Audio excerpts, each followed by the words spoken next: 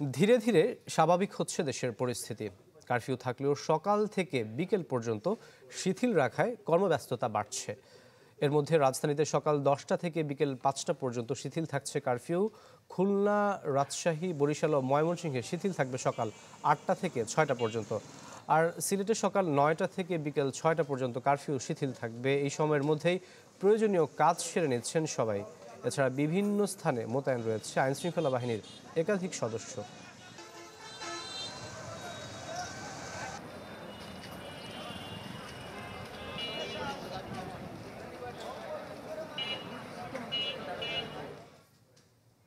দর্শক, কারফিউর মাঝে সুনামগঞ্জের সার্বিক পরিস্থিতির খবর জানাতে যুক্ত হচ্ছেন সহকর্মী আর জুয়েল। হ্যাঁ রাকিব, সুনামগঞ্জে কিন্তু কারফিউ সারা দেশের মতো কিন্তু কারফিউ বলবৎ আছে। তবে সুনামগঞ্জে জেলা প্রশাসকের সিদ্ধান্ত মোতাবেক 10টা থেকে বিকেল 5টা পর্যন্ত কারফিউ শিথিল আছে, যার ফলে কিন্তু আমরা দেখেছি যে 10টার পরেই 5টা পর্যন্ত অফিস, আদালত এবং বিভিন্ন প্রতিষ্ঠান কিন্তু গতকালও খুলেছে এবং মানুষের উপচে পড়া ভিড় আমরা দেখেছি বিভিন্ন প্রতিষ্ঠানে এবং স্বাভাবিক হতে শুরু করেছে মানুষের চলাচল এবং বিভিন্ন ব্যবসায়িক যে প্রতিষ্ঠান আছে সেগুলোতে। এবং পরীক্ষামূলকভাবে যে ব্রডব্যান্ড ইন্টারনেট চালু হয়েছে কিছু কিছু সংযোগে, এবং আমরা দেখেছি যে যে চালু হওয়ার পরে কিন্তু অনেকটা ধীরগতি আছে, যার ফলে বিভিন্ন প্রতিষ্ঠান এবং ব্যাংকিং খাতে অনেকের ধীরগতি আছে, যার মানে আমরা প্রচুর উপচে পড়া ভিড় দেখেছি বিভিন্ন প্রতিষ্ঠানে। এবং তারা বলছেন যে এই ইন্টারনেট যে চালু হলেও কিন্তু আসলে ওইভাবে যে স্বাভাবিক যে সরবরাহ ইন্টারনেট সেটি তারা পাচ্ছেন না। তবে সেটি সময় হয়তো ধীরে ধীরে সময় লাগবে সেটি স্বাভাবিক হতে। তবে সুনামগঞ্জে বড় ধরনের কোনো গেল কয়েকদিনে কিন্তু কোনো সহিংসতার ঘটনা ঘটেনি এবং পরিস্থিতি অত্যন্ত শান্ত আছে। এবং কালকে আমরা দেখেছি বিভিন্ন যানবাহনের প্রচুর চাপ এবং যে ব্যাংকিং শাখাগুলো আছে সেইখানে মানুষের প্রচুর ভিড়, নগদ টাকা উত্তোলনের মানুষের ভিড়। এবং বিভিন্ন যে কালকে আদালত পাড়া খুলেছে এবং আদালত পাড়ায় আমরা দেখেছি প্রচুর মানুষের জমায়েত হয়েছে সেই জায়গায়। এবং আজকেও কিন্তু বৃহস্পতিবার বিভিন্ন প্রতিষ্ঠান এবং আদালত খোলা আছে, যার কারণে কিন্তু মানুষের 10টার পর থেকেই সেই মানুষের আবারও স্বাভাবিক চলাচল হবে। এবং তারা সবাই বলছেন যে আসলে এই ইন্টারনেট পরিস্থিতি স্বাভাবিক হওয়া জরুরি, তবে কিছুটা স্বাভাবিক হওয়ার কারণে কিন্তু মানুষের যে বিকাশ লেনদেন বা কিংবা বিভিন্ন অ্যাপসের লেনদেন সেটি করতে পারছে। তো সব মিলিয়ে এখন কিছুটা স্বাভাবিক হতে শুরু করেছে পরিস্থিতি এবং মানুষজনের চলাচল বেড়েছে। 10টা থেকে 5টার পর্যন্ত কিন্তু আমরা দেখেছি মানুষের যে দৈনন্দিন কাজ সেগুলো সারছেন। তবে তারা বলছেন সেটি আরো স্বাভাবিক হলেও তো জীবনযাত্রার মান আরো স্বাভাবিক হবে। তো এই ছিল সুনামগঞ্জের কারফিউর সর্বশেষ পরিস্থিতি। রাকিব। জুয়েল, আপনাকে ধন্যবাদ। দর্শক, সুনামগঞ্জের কারফিউর সার্বিক পরিস্থিতির খবর জানাচ্ছিলেন সহকর্মী আর জুয়েল। এদিকে চলমান পরিস্থিতিতে নওগাঁ থেকে সবজি বাজারের খবর জানাচ্ছেন সহকর্মী হারুনুর রশিদ চৌধুরী। সময়ের সাথে সাথে ক্রমেই কিন্তু চাঙ্গা হয়ে উঠছে নওগাঁর যে হাট বাজারগুলো আছে সেগুলো। আজকে আমরা আছি নওগাঁর সবচাইতে বড় যে কাঁচা পাইকারি বাজার, সেখানে আছে। আপনারা দেখতে পাচ্ছেন যে এই সকালবেলায় কিন্তু বেশ জমজমাট হয়ে উঠেছে। আশপাশের যারা কৃষক আছেন, যারা কাঁচা তরকারি উৎপাদন করেন, যারা চাষি আছেন, তারা কিন্তু এখানে মূলত আসলে বিক্রি করতে নিয়ে এসেছেন এই সবজিগুলো। এবং এখানকার কৃষকরা আমাদেরকে জানিয়েছেন যে আজকে কিন্তু তারা বেশ ভালো দামে বিক্রি করতে পারছেন এই সবজিগুলো। বলা যায় যে প্রতি কেজি পটল কিনতে এখানে গুনতে হচ্ছে 40 টাকা, প্রতি কেজি বেগুন বিক্রি হচ্ছে 70 টাকা, কাঁচামরিচ 160 টাকা কেজি, এবং একটি লাউ কিনতে আপনাকে দিতে হবে 40 টাকা। অর্থাৎ বলা চলে যে গত কয়েকদিনের চাইতে আজকে যে দাম মোটামুটি কেজিতে 20 থেকে 30 টাকা পর্যন্ত বেড়েছে। কাঁচামরিচের দাম কিন্তু বেশ খানিকটা বেড়ে গেছে এই নওগাঁর বাজারে। ঢাকা যাওয়ার পথে যে সড়কগুলো পাওয়া যায়, যে রুটগুলো পাওয়া যায়, সেগুলো আসলে নিরাপত্তা ব্যবস্থা জোরদার করা হয়েছে। যে কোনো সময় যে কোনো ব্যবসায়ী যদি কোনো রকমের শঙ্কা বোধ করেন কিংবা কোনো রকমের বিপদ বোধ করেন, তাহলে প্রশাসনকে জানালে তারা আসলে সেই জায়গায় কিন্তু তাদেরকে সাপোর্ট দেবে, এমনটাই কিন্তু কালকে জেলা প্রশাসনের পক্ষ থেকে বলা হয়েছে। আশা করা হচ্ছে ব্যবসায়ীদের পক্ষ থেকে যে হয়তো আর 2-1 দিনের মধ্যে এই ইন্টারনেট সংযোগ সহ অন্যান্য যেই ব্যবস্থাপনাগুলো আছে সরকারের, সেগুলো যদি সচল করা যায়, তাহলে ব্যবসা বাণিজ্যের যে গতিশীলতা সেটি কিন্তু শতভাগ আসবে বলে এখানকার ব্যবসায়ীরা মনে করেন। মোটামুটি এরকমটা ছিল নওগাঁর বাজার হাট থেকে সবশেষ। নওগাঁর সবজি বাজারের খবর জানিয়েছেন সহকর্মী হারুনুর রশিদ চৌধুরী। যাচ্ছি পরের খবরে। মাদারীপুরে নাশকতার আগুনে পুড়েছে সরকারি বেসরকারি বহু স্থাপনা। ভাঙচুর চালানো হয় জেলা প্রশাসক, পুলিশ সুপার ও আওয়ামী লীগ কার্যালয়ে। এতে ক্ষতি হয়েছে 100 কোটি টাকারও বেশি। এ ঘটনায় জড়িতদের ধরতে কাজ করছে আইন শৃঙ্খলা বাহিনী। প্রথম দেখায় মনে হতে পারে এই যেন পুড়ে যাওয়া এক নগরী। পুরো ডিপো জুড়েই আগুনের লেলিহান শিখায় পুড়ে গেছে বাসের সারি। অথচ এক সপ্তাহ আগেও এই ডিপোতে ছিল চকচকে ঝকঝকে পরিবহনগুলো। যাত্রীদের সেবা দেওয়ার লক্ষ্যে ঢাকা সহ দেশের বিভিন্ন স্থানে চলাচল করত বাসগুলো। কিন্তু গেল ২০ জুলাই রাতে দুর্বৃত্তদের দেয়া আগুনে এভাবেই পুড়ে ছাই হয়ে যায় সার্বিক পরিবহনের পুরো বাস ডিপো। পরিবহনে সন্ত্রাসীদের হামলায় বিপুল পরিমাণ ক্ষয়ক্ষতি, প্রায় ৩২টি গাড়ির উপরে আমাদের পুড়িয়ে দিয়েছে। 60টা গাড়ি ভাঙচুর করছে, এতে ক্ষতির পরিমাণ প্রায় ৩২ কোটি টাকার উপরে। একই রাতে আগুন দেয়া হয় মাদারীপুর পৌর মুক্তিযোদ্ধা অডিটোরিয়ামেও। পুড়ে যাওয়া ভবনটি দেখলে মনে হতে পারে এটি কোনো ভুতুড়ে বাড়ি। এছাড়া কোটা সংস্কার আন্দোলন ঘিরে ত্রিমুখী সংঘর্ষের ক্ষতচিহ্ন রয়ে গেছে পুলিশ ফাঁড়ি সহ অন্তত ১৫টি স্থাপনায়। এসব সংঘর্ষের ঘটনায় পুলিশ বাদী হয়ে ৪টি মামলা করেছে। এতে আটক হয়েছে ৭০ জনের বেশি। বাকিদের ধরতে অভিযান চলছে বলে জানিয়েছে পুলিশ। এছাড়া সব ধরনের পরিস্থিতি মোকাবেলায় তৎপরতার কথা জানান জেলা প্রশাসন। কেউ যদি এই আইনশৃঙ্খলা পরিস্থিতি অবনতি ঘটানোর চেষ্টা করে, সেক্ষেত্রে আমরা কঠোর আইনানুগ ব্যবস্থা নেব।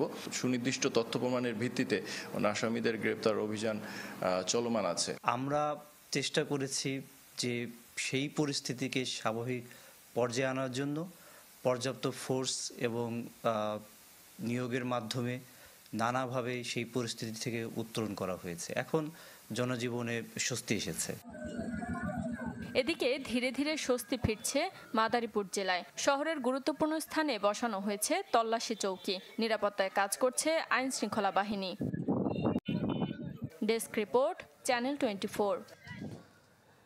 এদিকে গাজীপুরেও পুড়েছে সরকারি বেসরকারি নানা স্থাপনা সহ বেশ কয়েকটি গাড়ি। আরও জানাচ্ছেন সহকর্মী রফিকুল ইসলাম খান।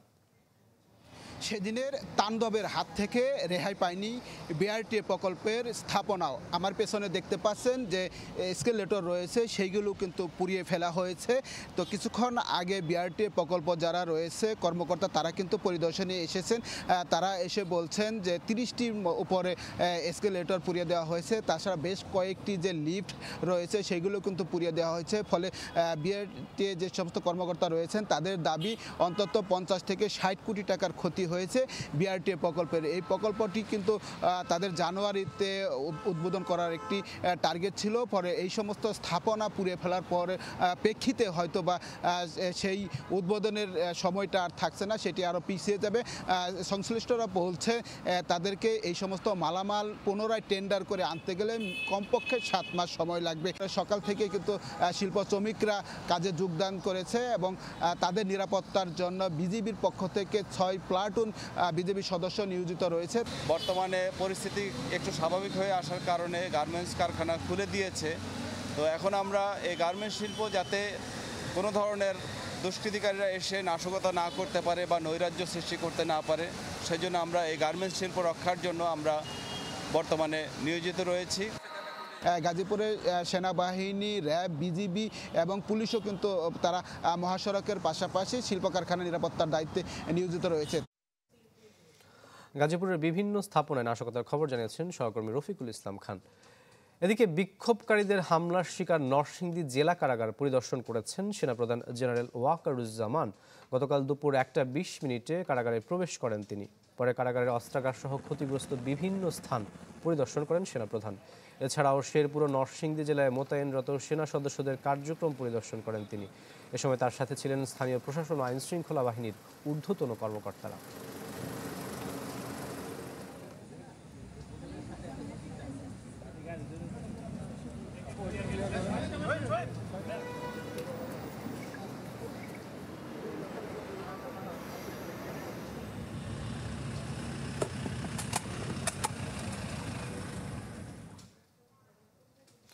বেক্সনমার্ট দেশ 24-এর সময় হলো একটা বিরতির, ফিরছে একটু পরেই, আমাদের সাথেই থাকুন। বিরতির পর আবারও স্বাগত বেক্সনমার্ট দেশ 24-এ। শিক্ষা প্রতিষ্ঠান খোলার মতো পরিস্থিতি এখনো হয়নি। তাড়াহুড়ো করে শিক্ষার্থীদের ঝুঁকির মধ্যে ফেলতে চায় না সরকার। সচিবালয়ে এ মন্তব্য করেছেন শিক্ষামন্ত্রী মহিবুল হাসান চৌধুরী। উচ্চশিক্ষা প্রতিষ্ঠান যেগুলো আছে সেগুলোর জন্য আলাদাভাবে ভাবতে হবে, কোন প্রক্রিয়ায় কিভাবে শান্তিপূর্ণ সহাবস্থানের কথা বলা হচ্ছে, নিরাপত্তার কথা বলা হচ্ছে, সেগুলো তো আগে নিশ্চিত করতে হবে। এখন তাড়াহুড়ো করে খুলে দিয়ে আবারও অরাজকতা করাটা, সেটা যেমনি করে আমরা চাচ্ছি না কেউই। কারফিউ সহ চলমান পরিস্থিতিতে স্থবির দেশের অন্যতম রপ্তানিমুখী ব্রাহ্মণবাড়িয়ার আখাউড়া স্থলবন্দর। গেল 5 দিনে এ বন্দর দিয়ে ভারতে পণ্য রপ্তানি নেমেছে প্রায় অর্ধেকের কম। এতে বিপুল আকারে কমেছে রপ্তানি আয়। সীমিত ইন্টারনেট পরিষেবা ও দেশ জুড়ে চলমান পরিস্থিতিতে গেল 5 দিনে অচল অবস্থায় দেশের অন্যতম বৃহৎ আখাউড়া স্থলবন্দরের রপ্তানি বাণিজ্য। স্বাভাবিক সময়ে স্থলবন্দরের যে ইয়ার্ডে দেখা যেত পণ্যবাহী ট্রাক ও পিকআপের ব্যস্ততা, সেখানে এখন কেবলই নীরবতা। স্বাভাবিক সময়ে এ বন্দর দিয়ে প্রায় $2 লাখ মূল্যের হিমায়িত মাছ, রড, সিমেন্ট, ফার্নিচার সহ অন্তত 15 থেকে 20 ধরনের পণ্য ভারতে রপ্তানি হয়ে থাকে। গেল 5 দিনে যা নেমেছে অর্ধেকের চেয়েও কমে।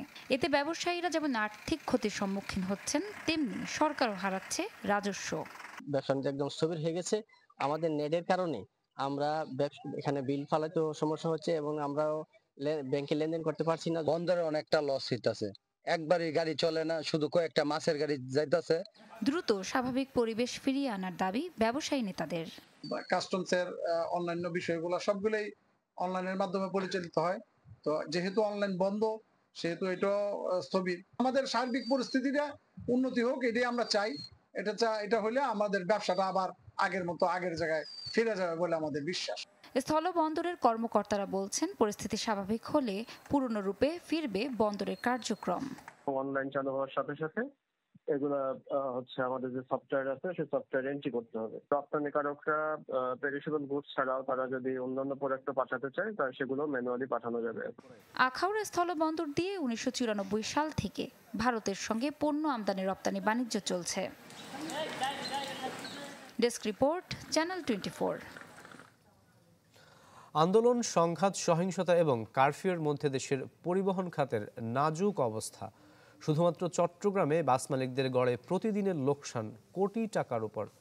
অনেক মালিক ব্যাংকের কিস্তি পরিশোধে নিয়ে পড়েছেন মহা দুশ্চিন্তায়।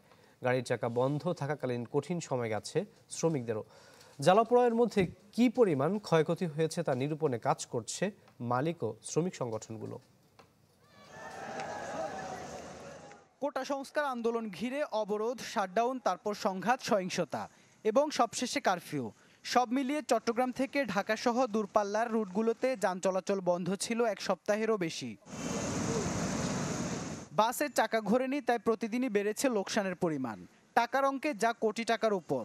একইভাবে বন্ধ ছিল পণ্য পরিবহনে নিয়োজিত 10,000-এর বেশি গাড়ি। ফলে 48টি শ্রমিক সংগঠনের সব সদস্যই পার করেছে অলস সময়। লোকসান তো আসলে কর্তৃপক্ষের অনেকটা লোকসান হয়েছে। এটা শুধু পরিবহন না, সব ক্ষেত্রেই লোকসান হয়েছে। যাত্রীদেরও লোকসান হয়েছে, যাত্রীরাও নির্ধারিত সময়ে অফিসে যাতায়াত করতে পারে নাই। অলরেডি আমার 2টা গাড়ি চালাই দিছে CDM ট্রাভেলসের। এটা ঢাকা মোচাক মার্কেট বলে এটাকে, কাশপুর ব্রিজের পরে। যান বাজি রেখে আমাদের ড্রাইভার সহযোগী তারা গাড়ি চালানোর চেষ্টা করছি আমরা, কিন্তু তারপর আমরা দেখছি অনেক গাড়ি ক্ষতিগ্রস্ত হয়েছি। জানি না এই ব্যাপারে সরকার কতটুকু আমাদেরকে সাহায্য, সহযোগিতা, সহযোগিতা করবেন। আমাদের শ্রমিকরা, মালিকরা একদিন কর্ম করতে না পারলে ওনাদের বউ পোড়া নিয়ে, পরিজন নিয়ে, পরিবেশ নিয়ে অনেক কষ্টে পড়ে যায়। কারণ শ্রমিকেরা এমন একটা জিনিস, কর্ম করলে খেতে পারে। এখন ক্ষতি নিরূপণ করছেন মালিকরা। তারা বলছেন 2013-14 সালের ক্ষতি এখনও পুষিয়ে উঠতে পারেনি অনেকে। এর মধ্যে নতুন সংঘাত, সহিংসতার মধ্যে পড়ে এবার লোকসানে অনেকেই পরিশোধ করতে পারবে না গাড়ির ব্যাংক ঋণ। যাদের ইনস্টলমেন্ট শোধ করতে পারবে না, একটু এখানে যাদের সহযোগিতা দেয়, সহযোগিতা বলতে একটু সময় যাতে ওই কোম্পানিদেরকে একটু বর্ধিত করার জন্য বা একটু সমনীয় বজায় রাখার জন্য সুযোগটা প্রদান, সময়টা প্রদান। আবার যদি সচরাচর হয়, ওই সচরাচর হওয়ার পরে যাতে আমরা নিজেরাই দিয়ে দিব। চট্টগ্রাম থেকে দেশের বিভিন্ন প্রান্তে শতাধিক রুটে দূরপাল্লার বাস ছাড়ে প্রতিদিন প্রায় 8 শতাধিক। ইবেন মির, চ্যানেল 24, চট্টগ্রাম। দেখছেন দেশ 24 এর সময় হলো আরেকটা বিরতির। আমাদের সাথেই থাকুন।